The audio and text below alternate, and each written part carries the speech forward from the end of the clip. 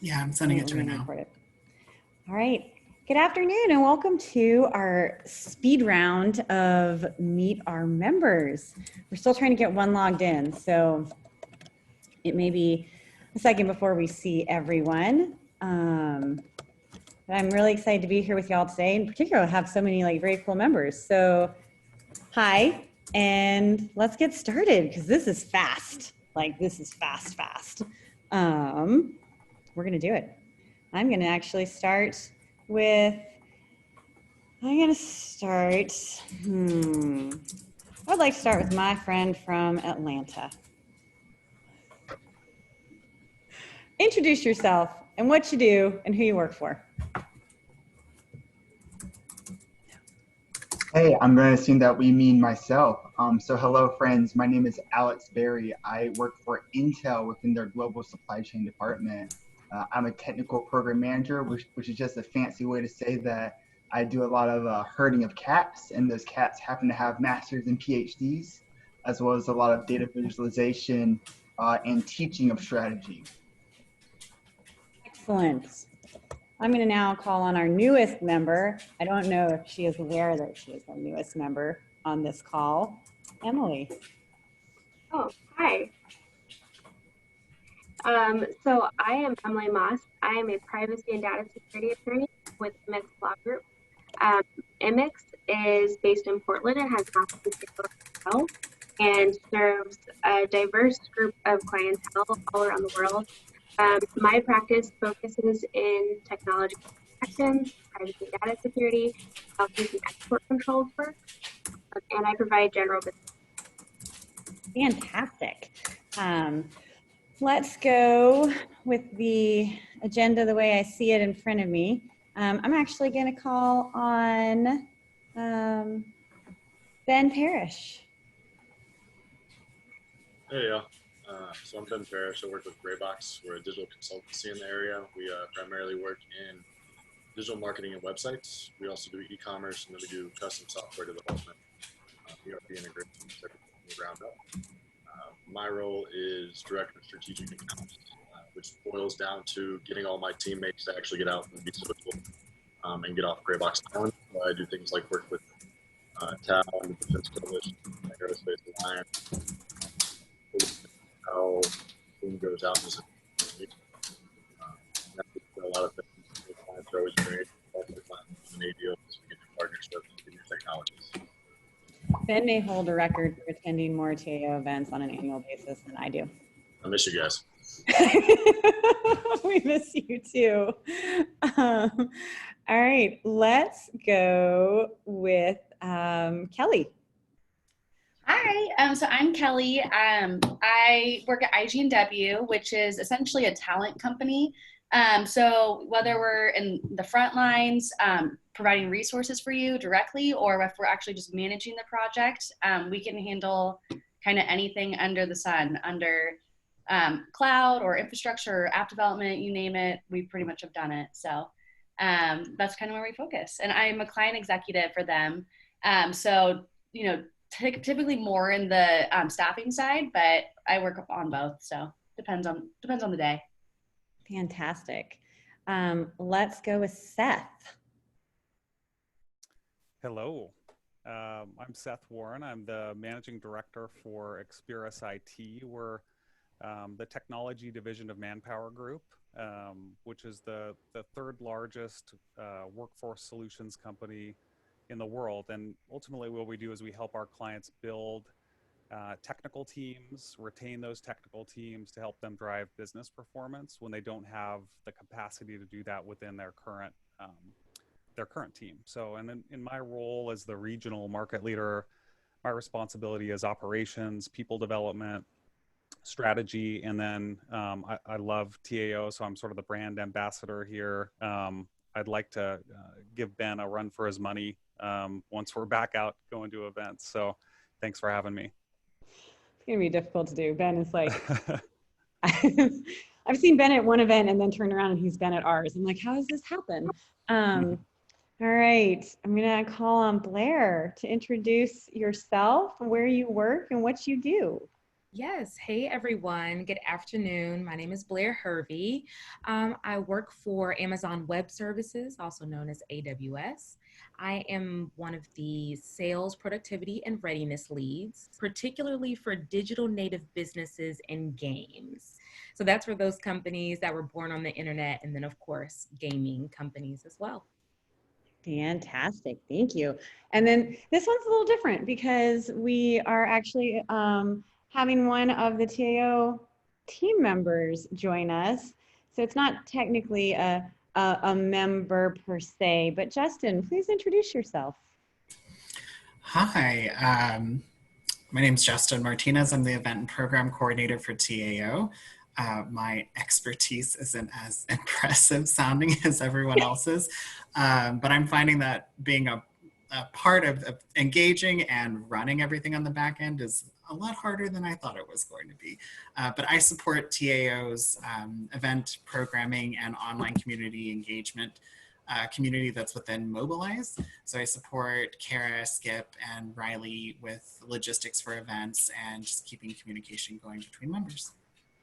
And Justin, I mean, I think by affiliation, you're sort of a member because of your Salesforce connection.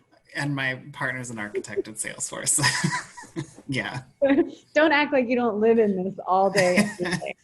Yeah. Before this, I was in hotels, so this is the closest in the same industry he and I have ever been. All right. So here's our next question. Let's see if we can remember the order that people went in. So Alex, I'm starting with you. Because generally we do like a 30-minute conversation with like two people. So Alex, you joined Portland from the great state of Georgia. You went to Georgia Tech. What do you view as the biggest opportunity for the tech sector or the innovation economy in the region today? And two-part question, why are you a TAO member?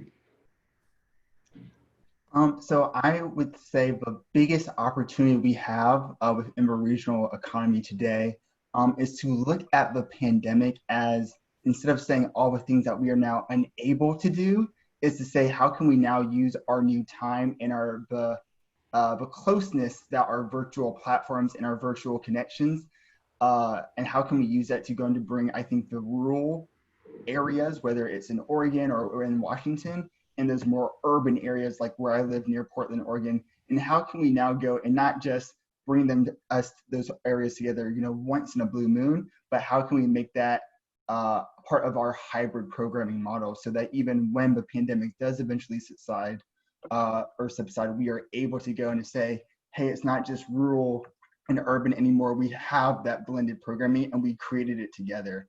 I really think that's where some of that innovation is going to be driving. And one thing that I think that's really cool about that and the opportunity it goes and presents is that's a wonderful area when we're building out that new programming to include a more diverse cast of characters, whether we're talking that from an ethnic background, a geographical background, or just a different diversity in the types of TAO members we have attending events. It's no longer look at a manufacturing cluster in Bend and a manufacturing cluster up in Portland. Now can we be a little bit more collaborative in how we're structuring our events? And then finally, the second part of your question, why am I a TAO member? Well, of course, Intel goes in and pays for the TAO membership, but I think beyond that, it's always important in our very big manufacturing environment that we go and we are getting a lot of those great ideas from the smaller companies. Intel's big. Intel can do a lot of things at scale, and that is our bread and butter. But when we think innovation, we think physics. We don't necessarily think new business models. We don't necessarily think products and customers in the same way. So we really rely on groups like this to go and to get some of the ideas and the innovation that then we can go and scale and make $1 billion. So thank you all in advance for those $1 billion ideas. I am taking notes. Alex, that was great. Thank you so much. You never disappoint. All right, Emily, same question. Sure, I'd actually like to answer it backwards. So I am apparently the newest TAO member. Before I was a member of my own right, I was lucky enough to use membership of my employer. and I've always been really pleased with the programming. What brings me to the events and to these kinds of meetings and to stay connected with this community is, frankly, I support and partner with a lot of technology companies in order to do my job, and being part of this community allows me to know what changes are afoot for them, what their concerns are, and how I can better serve them, and also what kinds of resources are out there that can be leveraged for the clients I'm working with. So if you have data security platforms or some other cool solution to a problem, I want to hear about it because I might know somebody who wants to subscribe to it. In terms of opportunities and innovation, I think my answer is kind of similar to Alex's, but a slightly different spin. I see an opportunity as well from the pandemic and what we're learning from it. But I think what I have been focusing on is our community went very quickly from business as usual to lockdown. And I know those first couple of days trying to figure out how I was going to continue to live my life and take care of my kids and keep them educated and stuff during that time and keep everyone sane, just running errands and things became very stressful very quickly. And I think what I took away from that was two-part. First, it reminded me of when my children were very young and just going to the grocery store was a nightmare, and how I really wished that I could just order ahead online and drive up curbside and have someone load groceries in my car and go home while they slept in their car seats. And I kept thinking, like, for that 3-year period of my life when I was essentially a prisoner in my own home, like, why is this not a service that is readily available to people? And then lo and behold, we go into lockdown and suddenly everything is available curbside. And I thought that was amazing and something that really needs to stick around and become part of our culture. And I feel like there's definitely a technology component to all of this. So the technology that's readily available to businesses of all sizes needs to be scalable and accessible. And the person or team of people who can innovate that so that it can scale to meet this demand is going to have for themselves a very big opportunity. The other thing that it points out to me is that the problems that most people are facing today are the same problems that people with accessibility issues face every day, but often go unseen. And I put myself in that category too. I've just been living my life and not really thinking about how things like going to the grocery store can be really difficult for someone, whether they have a physical accessibility issue or they simply don't own a car and they live in a food desert. So just little things like that can really create stress in a person's life and really limit their opportunity for their life in a lot of other ways. I think that coming out of this pandemic, hopefully we'll hold on to this innovation and this problem solving that we've come up with and create a lot of opportunities for the companies developing that technology, but also create a lot of opportunities for our community to have more flexibility, more time available, and to kind of level the playing field when it comes to really basic things like that. I love that answer. Thank you. And thanks to both of you for saying the community portion. I love that. That's what we've seen consistently on these calls. All right. I think, Ben, you're next. And I'm sure your answer is you love being a TAO member because of all the events you get to come to. Oh, always. Yeah. They're always fun, especially partying the Pinot. I'm sad that's not here this year. We're going to innovate around that. We're going to somehow get you wine. No promises. I don't actually mean that. So yeah, 2020 has obviously been pretty challenging in a lot of ways. A lot of deep-seated issues we had for a long time are kind of getting pushed in the forefront, both socially and from an economic standpoint. Little tidbit about me, my family's been restaurateurs for 4 generations. My little brother still works restaurants, and when we had the breakdown in unemployment, he went 3.5 months without an unemployment check. We're getting things in like kinks in our system that are actually getting brought to the forefront. And yeah, I mean, technology in and of itself is just the most apt tool we have to start tackling things like that. It's entrepreneurial. And it can be things like Intel, who can actually size up solutions very quickly. And it can also be the little guy who comes in with an innovative idea and has a really good chance of having a successful company. So for that reason, just being part of the tech community, you always get new innovative ideas. You're around people who are thinkers, people who are doers, and just trying to solve problems. And I think while it's unfortunate we've had to go through the things we've gone through this year, I think it's really pushed a lot of things forward, and we're speeding up. And TAO is a great platform to do that. Like, I just enjoy being around it. It's never a boring thing. That's awesome. Thank you. Kelly. Yeah, so kind of similar to what Ben was saying, 2020 has kind of rocked how I've done business my whole life. I've always gone out and I've met people and, been able to hear their problems directly. It's been really interesting now to pivot and, have to get creative with your customers. And really, I think there's been a big, I've seen a lot more collaboration from our clients on how to structure, projects. Maybe we'll use half of our team and half contractors to help keep the price down since budget's tight right now. So little things like that, or making it a sprint by sprint deliverable. Those type of little tweaks to projects and being able to collaborate with the customers has been crucial, especially in the time when, we all need to support each other and support, each other's end goals. So kind of that's been the biggest pivot, I guess, the biggest change in innovation is just, I felt it's become a lot more collaborative.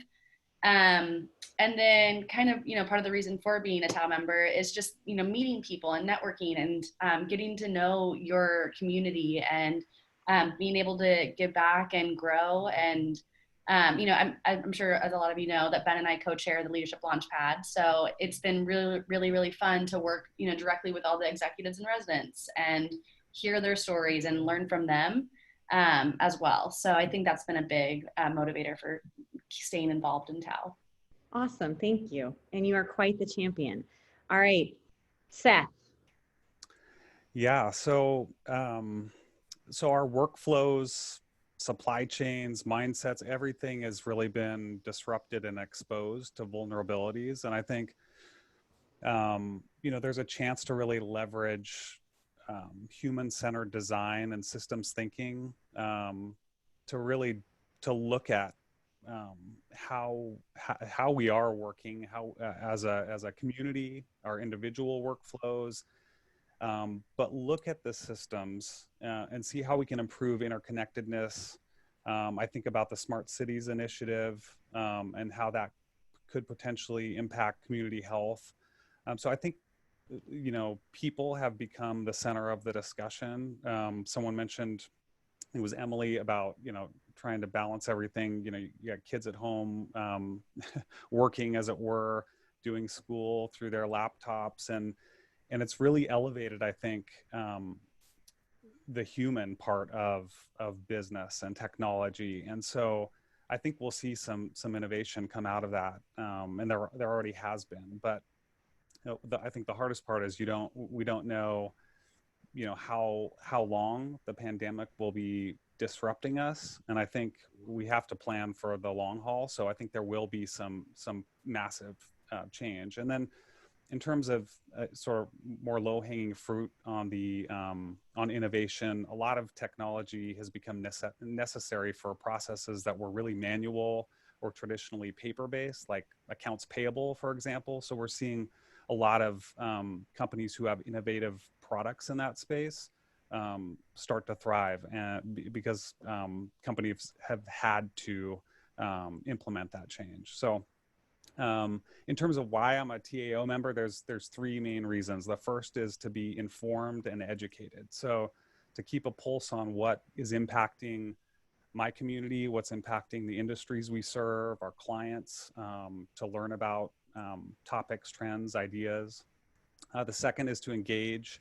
So to participate in those events and those discussions, and try to add value. And then lastly is to connect, to network, to build my professional network. I've made a ton of friends, so my personal network. Yeah, it's just a great place to engage and be at the center of really what's going on in our community. I like that answer, because I was afraid you were going to say it's because you went to high school with Skip's wife and that you were strong-armed into doing it.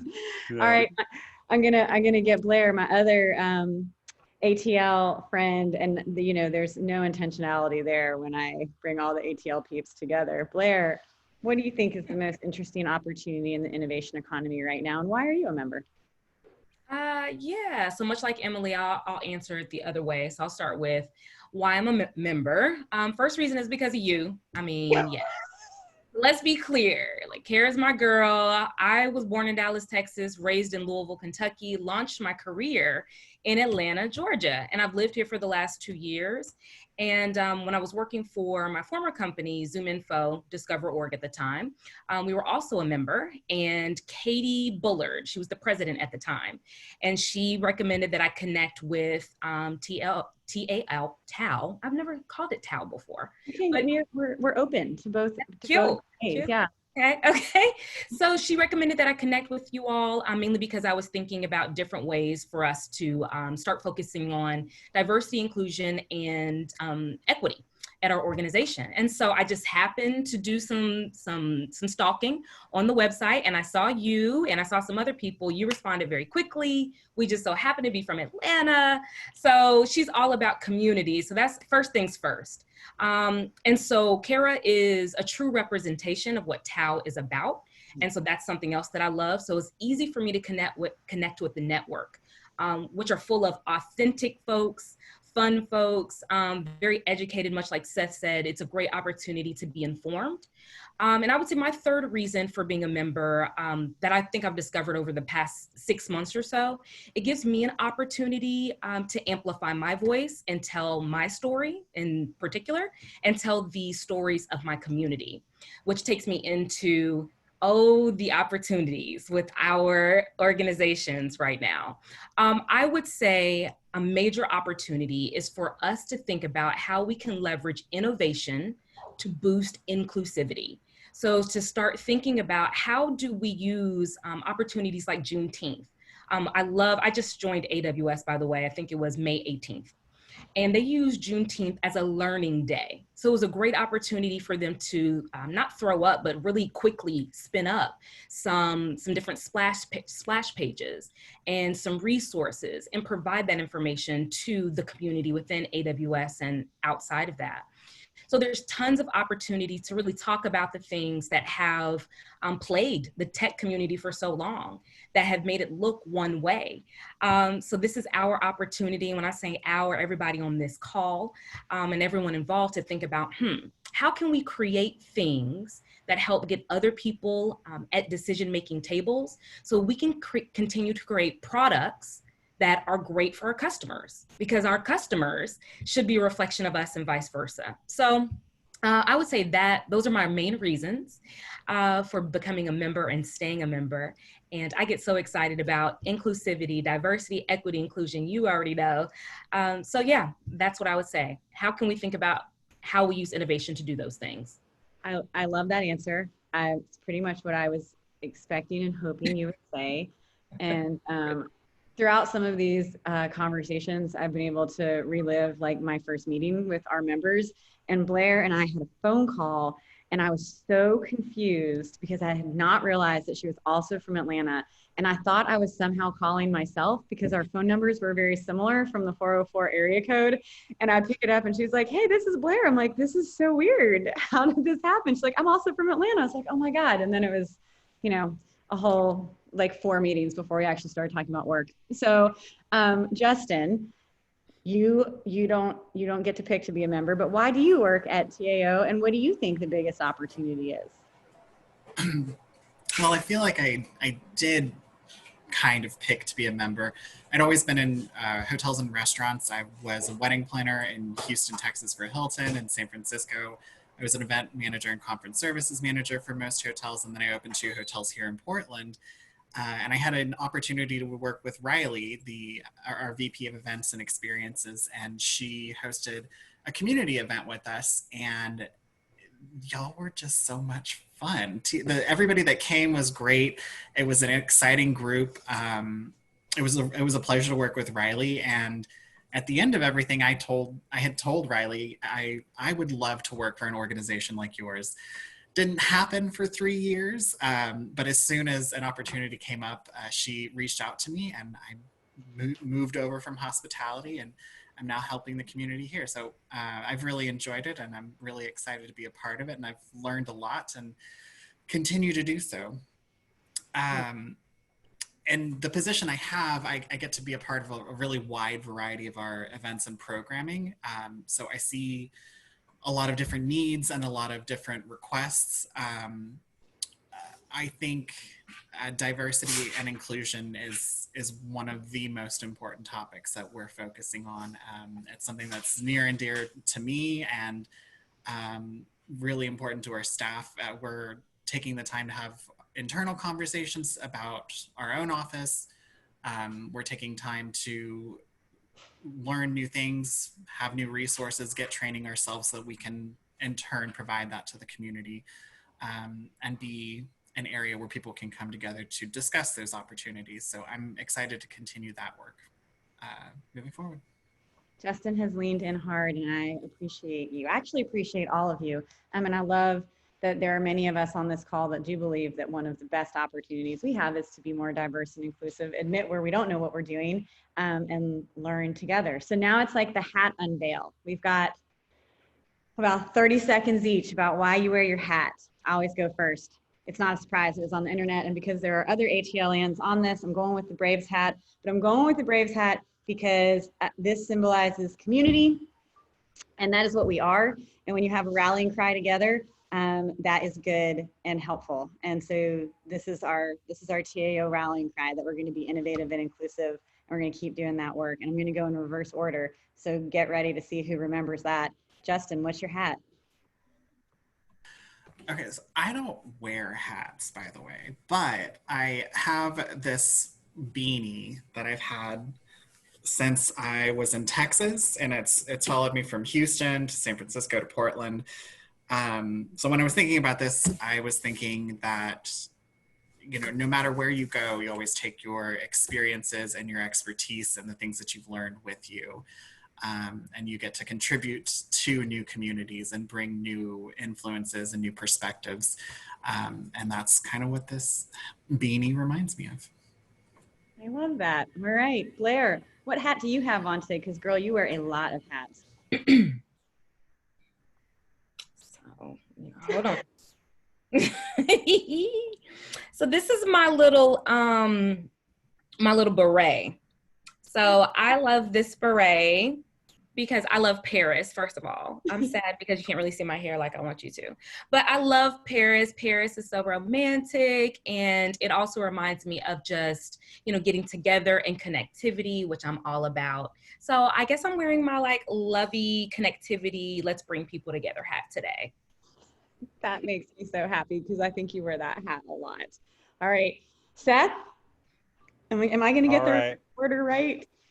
I think so. All right, so this is the perfect Oregon hat. I can wear this rain or shine, at the lake, at a river, in the sun, skateboarding. Let's see, at this shoulder, skateboarding. It's wool. I can just stuff it in my backpack if I'm going backpacking. So this is my hat. I like that. It's like multi-purpose. All right, Kelly.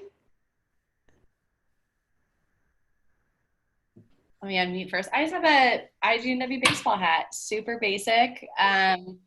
You know, it's really all I wear. It's the only type of hat I wear, so that's kind of my excuse. Yeah, it's a good one.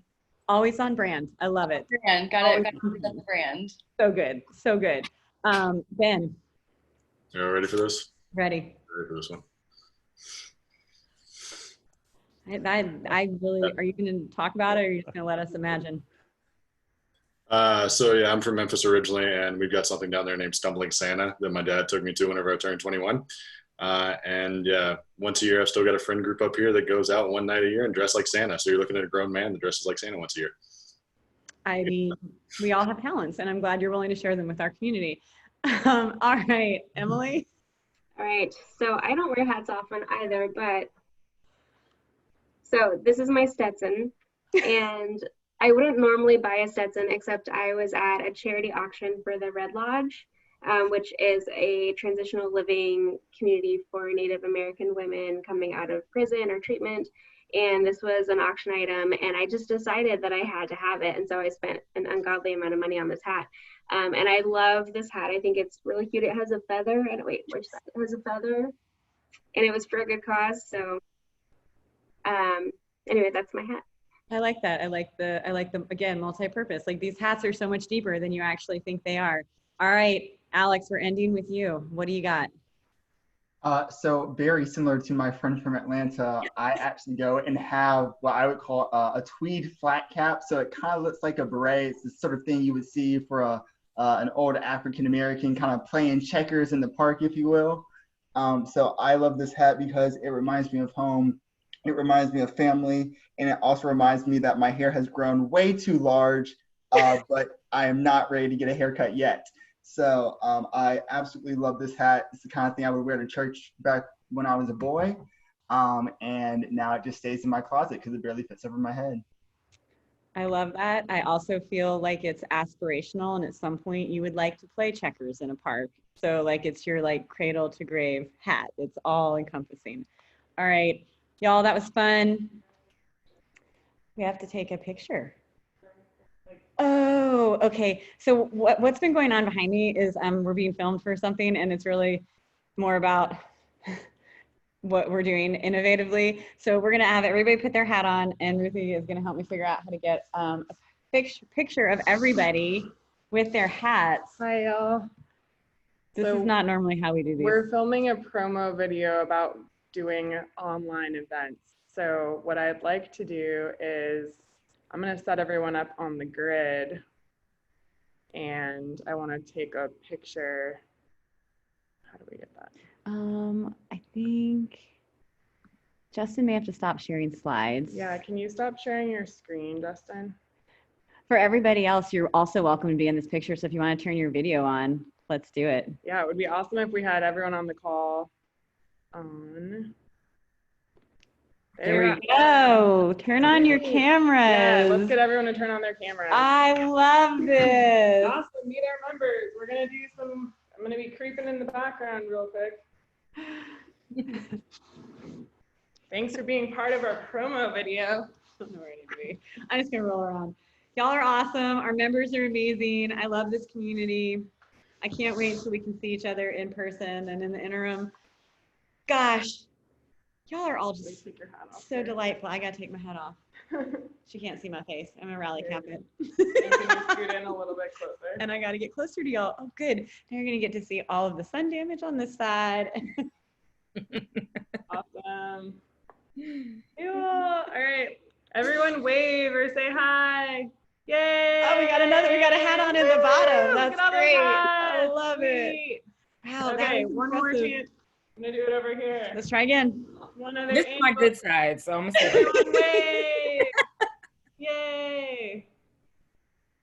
All right, y'all. Thanks so much. Yeah, thank y'all. And it's really nice to see everybody like this. I cannot wait until we are all able to be in a room together. So thank you so much. Thank you to our members that did our speed round.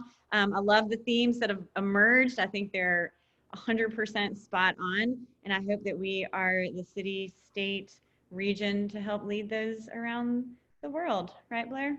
yes, all day, every damn day. Every damn day. Hashtag that. Y'all have a good one. We'll see you soon. Enjoy the rest of your day. Bye, y'all. Bye. Thanks for having us.